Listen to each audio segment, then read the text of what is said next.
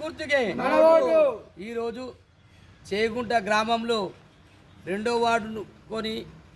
Ward నుండి Sitaram colony వరకు ఇంటింటి ప్రచారం నిర్వహించడం జరిగింది. ప్రతి ఓటర్కు మన ప్రియతమ మాజీ ముఖ్యమంత్రి వర్యులు కల్వకుంట్ల చంద్రశేఖరరావు గారు చేసినటువంటి అభివృద్ధి పనులను ఓటర్లకు విన్నవిస్తే వారు ఇప్పటికీ మాకు కేసీఆర్ ఇస్తున్నటువంటి 2000 పింఛనే తప్ప ఈ కాంగ్రెస్ 4000 రూపాయలు ఇస్తామని చెప్పి మోసం చేసింది.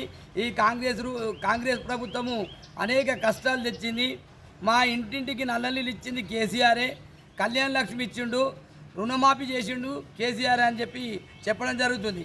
కల్లిపొల్లి మాటలు చెప్పి గద్దెనెక్కినటువంటి రేవంత్ రెడ్డి అనేక అబద్ధాలు ఆడి 6 గ్యారంటీలు అని చెప్పి కళ్యాణ లక్ష్మికి 1,00,000 రూపాయలు తులం బంగారం ఇస్తానని చెప్పి మోసం చేసిండు అని చెప్పి మళ్ళొకటి రైతులందరికీ 2 లక్షల రూపాయలు రుణమాఫీ చేస్తామని చెప్పి రేపే బ్యాంకులలో పడతాయి, మళ్ళీ మీరు రెన్యువల్ చేసుకొని 2 లక్షల రూపాయలు తీసుకోరని చెప్పి చెప్పిండని చెప్పి అబద్ధాలు చెప్తున్నటువంటి కాంగ్రెస్ ప్రభుత్వానికి మేము ఈ ఓటు ద్వారా బుద్ధి చెప్తామని చెప్పి ప్రజలు చెప్పడం జరుగుతుంది.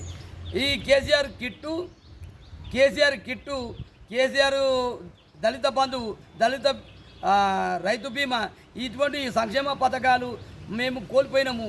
కాంగ్రెస్ ప్రభుత్వం రాగానే ఇవన్నీ కోల్పోయినామని చెప్పి ప్రజలు చెప్పడం జరుగుతుంది. కేసీఆర్ గెలిచినప్పుడు ముఖ్యమంత్రి ఉన్నప్పుడే మాకు అభివృద్ధి పనులు జరిగినాయి తప్ప కాంగ్రెస్ ప్రభుత్వం వచ్చి పింఛన్లు ముసలోళ్లకు 4,000 పింఛన్లు, వికలాంగులకు 6,000 పింఛన్లు ఇస్తామని చెప్పి మాయమాటలు చెప్పి మోసం చేసిండని చెప్పడం జరుగుతుంది. ఈ కాంగ్రెస్ ప్రభుత్వము 1,00,000 రూపాయలు కళ్యాణ లక్ష్మికి 1,00,000 రూపాయలు తుల బంగారం ఇస్తామని కూడా మోసం చేసిండు బిడ్డ. మేము ఖచ్చితంగా వెంకటరామరెడ్డి గారిని గెలిపిస్తాము, కారు గుర్తుకు ఓటేసి మా కేసీఆర్ పెద్ద కొడుకు ఆయనను గెలిపించుకుంటామని చెప్పడం జరిగింది. జై తెలంగాణ, కారు గుర్తుకే.